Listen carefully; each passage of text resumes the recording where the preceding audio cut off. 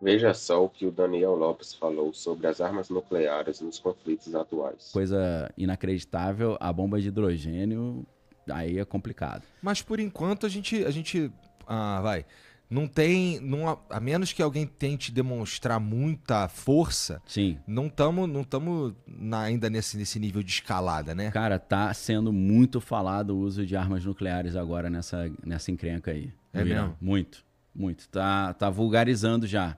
Num nível que a gente já começa a ficar preocupado, né? Porque o perigo vai começando quando no discurso a coisa vai se vulgarizando, vai perdendo peso. Você fala assim, não, se eu acordar chateada, manda bomba atômica. Aí os caras falam, meu irmão, não é assim. É um negócio que a gente usou uma vez na história e tem vários tratados para não usar mais. Então, conforme essa coisa vai sendo popularizada e vira citado toda hora, vai ficando complicado. Então, existem aí já muitas análises que estão prevendo já o uso de equipamento nuclear nesse conflito. Algumas linhas vão dizer que a China passou algumas armas nucleares táticas, são armas nucleares menores para o Irã, e o Irã, se realmente tivesse ali as suas usinas de enriquecimento de urânio e as suas refinarias, que já a maioria estão destruídas já, eles dizem que eles podem tentar usar um equipamento desse. Né? Entendi. E aí essas armas nucleares táticas aí, elas, óbvio, têm o poder de destruição Mas sinistro, é mas menor. assim, é mais localizado. É mais local, é. Tem uma radiação menor e tal. Mas Já estoura seria uma dessa em Tel Aviv, ferrou. Já era. Seria uma escalada monstruosa, né? Então, só voltando naquela ideia, a gente estava falando de como muitas guerras às vezes são iniciadas por ataques que, na verdade, você vê que houve uma certa conivência ou um ataque que foi forjado, né? Uhum. No caso da Baía de Tonkin, que levou os Estados Unidos para a Guerra do Vietnã, existem hoje muitos indícios aí, depois do Freedom of Information Act, né, o FOIA, de que realmente foi algo propositalmente feito. Aí a gente chega no 11 de setembro. Uhum. Porque houve um atentado nas Torres Gêmeas em 1993. Esse eu nem fiquei sabendo. Explodiram um caminhão no subsolo de uma das torres. A ideia era derrubar a Torre Norte em cima da Torre Sul e as duas caírem. Ou seja, já existia um plano muito antigo para fazer isso, né? E aí é claro que você vê uns caras assim, que nessa parte eu vou botar na conta dos outros, tá? Não é a minha opinião, é o que alguns caras muito loucos falam, tá? Aí você fala, mas você não é meio louco também? Aí, ok, mas mas tem um limite. eu sou louco, mas não sou burro. eu acho. Um ex-agente do FBI chamado Ted Gunderson, ele trabalhou para o FBI a vida inteira e depois ele se aposentou, mas não queria ficar parado, montou uma empresa de investigação particular. Uhum. Esse cara acabou investigando o que aconteceu no 11 de setembro. E só para a galera entender, esse cara já quase chegou muito perto de ser o diretor-geral do FBI. Ele chegou a ser o diretor do FBI de toda a Costa Leste. Tinha mais de 1.000 Costa Oeste, perdão. Mais de 1.000 agentes debaixo dele. Então era um cara grande no FBI. E ele entrou no FBI com 17 anos, né? Só podia entrar com 18, mas deixaram ele entrar porque o cara tirou 10 em todas as provas. E ele trabalhava com contra-terrorismo. Então era a área dele, né? Ele disse que nas pesquisas que ele fez, isso está nas Gunderson Files, que tem uma pilha de documento lá, que ele descobriu que agentes do FBI tinham convencido alguns muçulmanos a botar essa bomba no subsolo das Torres Gêmeas. Olha. Mas aí, o que é engraçado nessas crônicas, né, ele traz uma documentação comprobatória, que um dos agentes falou, peraí, mas a gente vai dar uma bomba falsa para eles, né? Aí o superior falou, não, a gente vai dar uma bomba real. Aí falou, não, mas se for uma bomba real, eles vão explodir o prédio. Pô. Não, mas o objetivo é esse. E aí ele desenvolve uma teoria de que os neocons, que são os neoconservadores americanos que têm esse vínculo com o complexo industrial militar, que sempre querem guerra e capitalizam muito em cima de guerra, eles já queriam uma justificativa para partir para cima do Iraque e do Afeganistão com vários interesses. Primeiro interesse tinha o interesse de Israel também, de tirar um inimigo de cena, né, que é o Saddam Hussein. O Netanyahu sempre ia para a Assembleia Geral da ONU e para a mídia americana falar isso. O Netanyahu estudou nos Estados Unidos um bom tempo, fala inglês fluente, né? Então uma parte da história dele é vinculada com os Estados Unidos. Então eles queriam tirar um inimigo de cena, mas eles queriam também o acesso ao petróleo iraquiano, né? Então tem um monte de gente que tinha interesse. Tem a galera de Israel, Estados Unidos, geopoliticamente, o pessoal do petróleo. Então a ideia é que eles precisavam de uma justificativa para partir para cima. Então, eles mesmos estavam incentivando pessoas com certos problemas psiquiátricos a fazer algum atentado para falar, aí, ó, viu? Não falei que fizeram alguma coisa? Então, teve em 93, aí, graças a Deus, o prédio segurou o tranco, né? Comprometeu algumas colunas principais ali do prédio, mas ele aguentou a bronca. Pô, esse é muito doido, porque assim, é meio que o cara, ele tá atingindo a própria população dentro. Exato. E assim, esse não tem traição maior do que isso, pô. Muito. Então, por isso tem um monte de gente que fica lá, esse cara tem que ser punido e tal. Então, assim, a teoria do Ted Gunderson, ele é investigador do FBI, era aposentado, né? Ele morreu de uma forma bem exótica, né? É mesmo? Morreu como? Cara, tentaram matar ele várias vezes, né? Muitas vezes, bomba, tiro. Os caras ligavam pra casa dele e falavam, vai pra casa hoje não, que os caras estão te esperando e tal. E aí, de repente, ele, segundo o Anthony Lutidi, que era o médico pessoal dele, tem vídeo aí na internet à vontade, ele começou a aparecer com a ponta dos dedos escuras e o nariz escuro. E aí o médico fez um estudo, alguns exames e descobriu que ele tinha sido envenenado com arsênio. E o arsênio é um elemento radioativo que gera câncer rápido, né? E eles descobriram arsênio nos talheres da casa dele, nos copos e no carro, espalhado no banco do carro, no volante do carro. E depois de 6 meses ele morreu de câncer na bexiga. Mas isso já foi no final dos anos 90, já tem um tempinho. Então, envenenadaço, né? Sabemos que ele foi envenenado. Super envenenado, né? Com comprovação do médico. Caralho. Ele batia de frente com grupos muito poderosos, né? Complexo Industrial Militar, com o Pentágono, batia de frente até com o pessoal de Israel também. Ele disse que o Israel já estava tentando matá-lo e tal. Então, ele, já no 11 de setembro, ele foi o cara que veio à tona e falou, olha, o Mohamed Atta, que foi um dos pilotos, ele foi treinado na base aérea americana com suporte do FBI, pô. De novo, né? Ele estudou aquele atentado de Oklahoma, que a galera até acha que foi uma bomba nuclear tática, porque era uma bomba pequenininha que arrebentou o quarteirão inteiro, cortou metade do prédio, uma coisa horrorosa quem pesquisar nesse atentado de Oklahoma. E ele falou que foi o próprio FBI que botou pilha no cara pra fazer isso.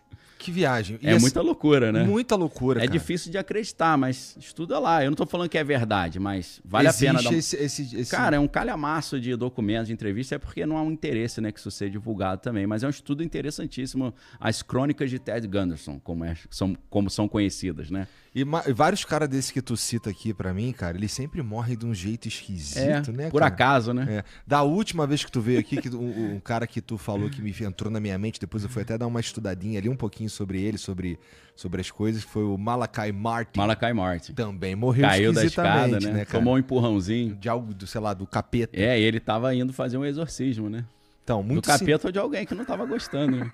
Eu acho que ele, antes de morrer, quando ele estava ali no hospital internado, ele falou que um demônio tinha empurrado ele, né?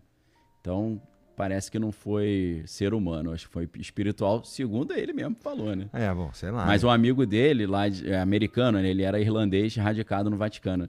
Um amigo dele já tinha se assassinado dentro da igreja. Tomou uns tiros na cara lá dentro da igreja. Muito sinistro. Bom, já tem aqui umas mensagens pra gente. Inclusive, ó, de novo, se você quiser participar do programa hoje, você consegue mandar mensagem pra gente. A gente vai ouvi-las aqui durante o programa. Nesse caso, ó, tem uma do Messias aqui que não tem nada a ver com o que a gente tá falando, mas eu vou tocar, a gente não precisa nem comentar muito, porque a gente vai pra outra. Esse nome também é melhor ler, né? Então, ó, vamos lá. Ó. Ele tá te malhando aqui, ó. É mesmo? Ó. Eu tô precisando malhar mesmo. Messias Lima mandou R$20. Neymar. Sou fã do trabalho do Daniel, mas fico com um pé atrás quando ele usa o medo do fim do mundo pra vender estudos na Arca.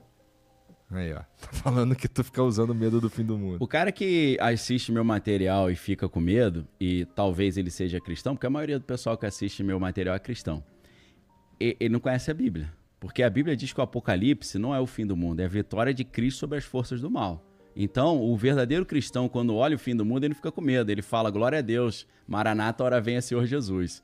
Caraca, então, não é? Jesus está... Tu é cristão também, Daniel? Seu Daniel. Graças a Deus, né? Então, assim, quem conhece Bíblia e é cristão de verdade, quando olha o Apocalipse, fala, cara, nossa redenção está próxima. Não é motivo de medo, entendeu? Agora, na arca, eu não boto medo no cara para ele entrar na arca. Eu explico pro cara o que está vindo, como entender o que está vindo e se preparar. Porque, querendo ou não, meus amigos, nunca tantos cristãos foram assassinados no planeta Terra. Recentemente, mais do que durante a história inteira. Então, Deus é bom, Jesus morreu por nós na cruz, mas o povo cristão é o povo mais perseguido. Então a gente não vai ficar, vem, pode me matar, né? Jesus fala em Mateus 24, quando as coisas acontecerem, sai da cidade, vá para as montanhas.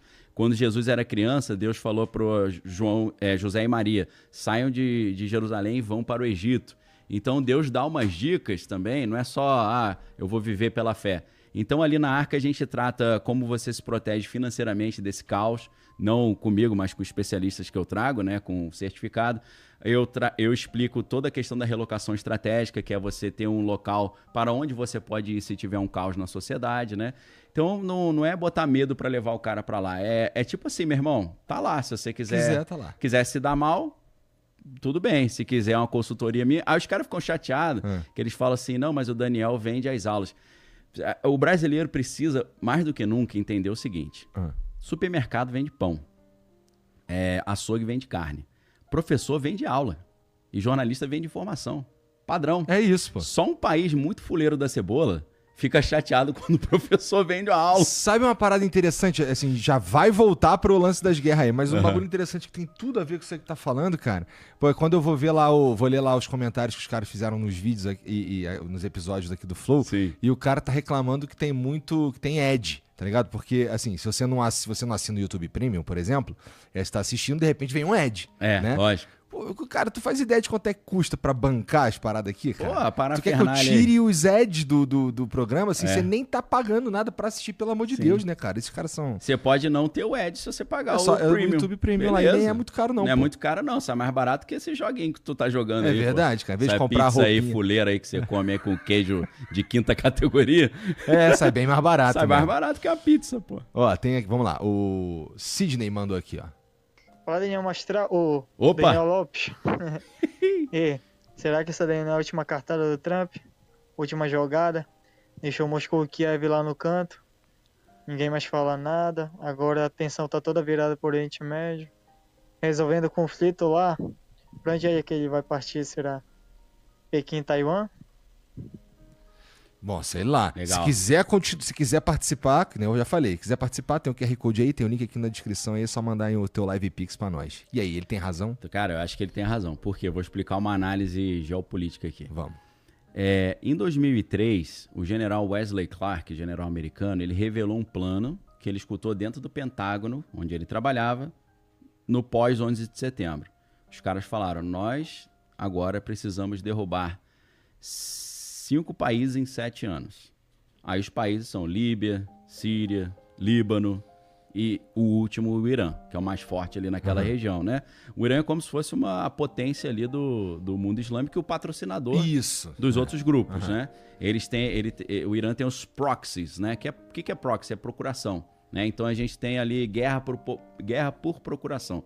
Em vez de eu ir pra guerra, eu dou uma procuração pro cara, pô, você pode fazer esse serviço pra mim? Significa, se você quer destruir Israel, por exemplo, você financia o Hezbollah e o Hamas, por exemplo. E os Houthis do Iêmen, né, que estão tendo um grande destaque agora, principalmente porque os navios ali mercantes passam no mar, eles estão destruindo todos os navios, está gerando uma preocupação enorme. Então, o Irã é essa potência regional que patrocina essa galera toda. É o último a ser derrotado, né? Então, depois que ele falou isso, ele até lançou um livro em 2013, ele se candidatou, mas não foi eleito. Aí ele começou muito a falar isso, olha, estão programadas essas guerras para derrubar esses governos. Logo depois daquilo, a gente começa a ver as primaveras árabes, ou as revoluções coloridas, e a gente começa a ver vários movimentos em que começa uma revolta popular, aparentemente, mas na verdade é a CIA patrocinando essas revoltas populares para derrubar inimigos dos Estados Unidos em vários lugares diferentes. Então quando a gente viu no Egito, tá tendo a primavera árabe nada, é tudo patrocinado pelos Estados Unidos para derrubar o cara que era inimigo dos Estados Unidos e botar um amigo. Na Ucrânia, essa briga aí já desde 2003, né? Porque os Estados Unidos tirou um cara e botou um amigo. Aí o Putin tirou o cara e botou um amigo da Rússia. Aí ficou essa dancinha das cadeiras. Até o movimento do Euromaidan, na Praça Maidan, lá que foi em 2013, que ali deu uma zebra geral e os Estados Unidos, através da Victoria Nuland, né, que era a agente americana que fazia essas derrubadas de governo, nos bastidores, a Rússia falou, meu irmão, vocês tomaram a Ucrânia da gente então, porque vocês tiraram o nosso amigo que foi eleito e botaram o amigo de vocês, Então, tudo bem, só vou ficar com a Crimeia para mim, então.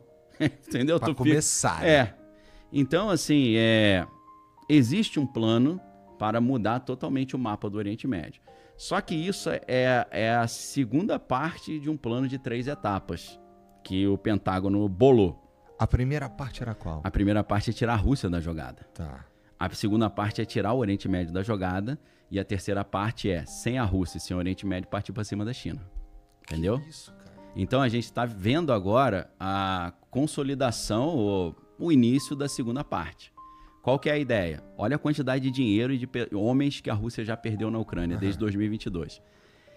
Para ela ajudar a galera do Oriente Médio, tá complicado hoje, porque o cara já tá sobrecarregado lá. Essa era a estratégia. Porque a Rússia é o bulldog ali daquela região, o cara é mais forte. 30 mil ogivas nucleares, né? Então, vamos deixar a Rússia super ocupada, porque aí a gente parte para cima do Oriente Médio, ela não vai poder ajudar, e depois que a gente resolver o Oriente Médio, a gente parte para cima da China e não vai ter nem a Rússia nem o Oriente Médio para ajudar, que aí vai ser uma briga mais fácil. Então, pelo que ele está falando aí, eu creio que faz sentido esse raciocínio, que a gente está nessa etapa aí. São várias partes desse plano. Vou aproveitar para falar algo que é muito pouco falado. Eu sei que você recebe muita gente de geopolítica e tal, muitos analistas, mas eu vejo poucas pessoas falando sobre o projeto que foi criado no dia 10 de setembro de 2023. Tá. 10 de setembro de 2023. Outro dia. Foi anunciado ao mundo um plano que tem tudo a ver com isso, chamado IMEC. É IMEEC. Significa o quê? India, Middle East, Europe Economic Corridor. Corredor Econômico Índia, Oriente Médio e Europa.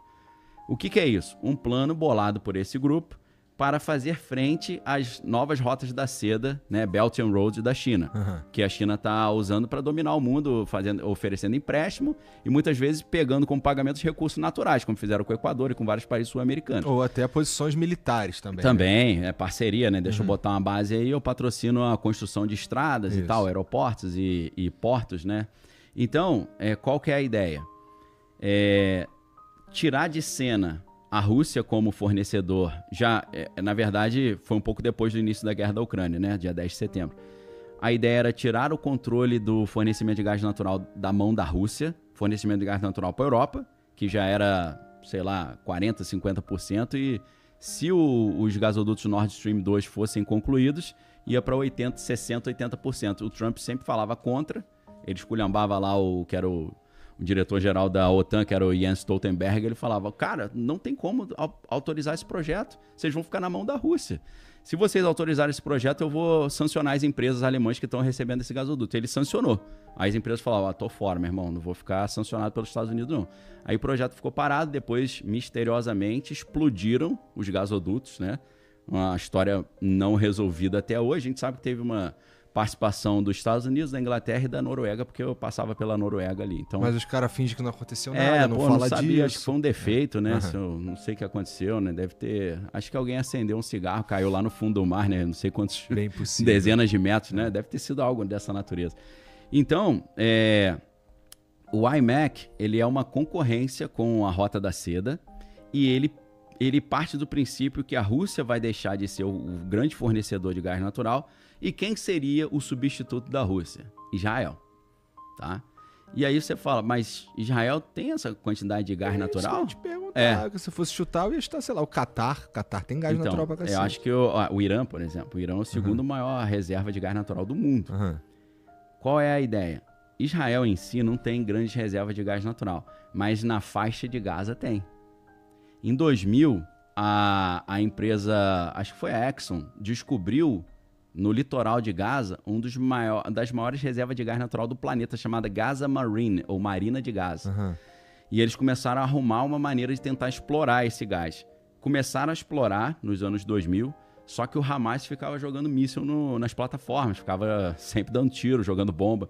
E aí as empresas americanas falaram, vou parar, cara, não tem mais como.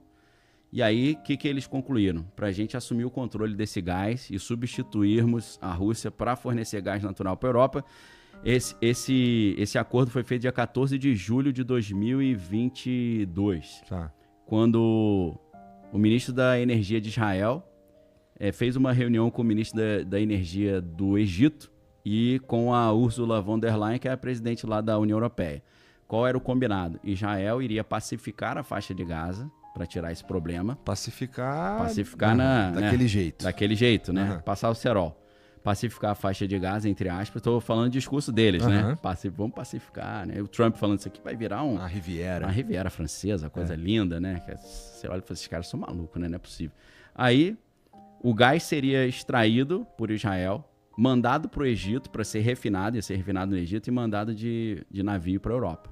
Esse que era o plano. Só que para isso precisava pacificar a faixa de Gaza.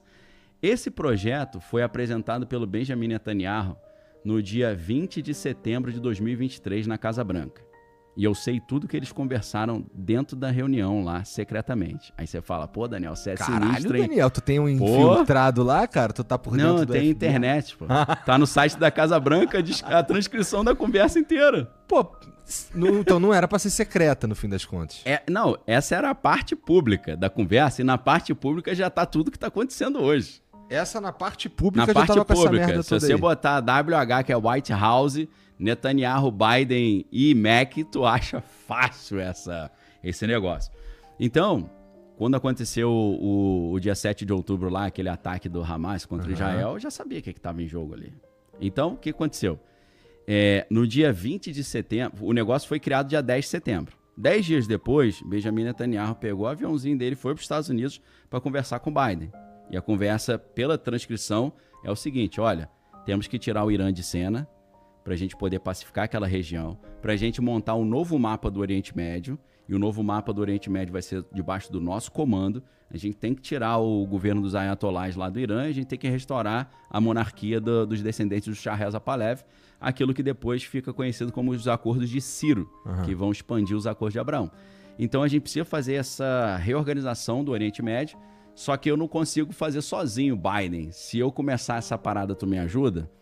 Ao que tudo indica, parece que o Biden falou, vamos embora. Porque no dia 20 ele apresentou na Casa Branca para o Biden, e no dia 22 ele foi diante da ONU, da Assembleia Geral da ONU, e explanou esse plano para todo mundo. E o plano era exatamente isso, nós vamos refazer o mapa do Oriente Médio,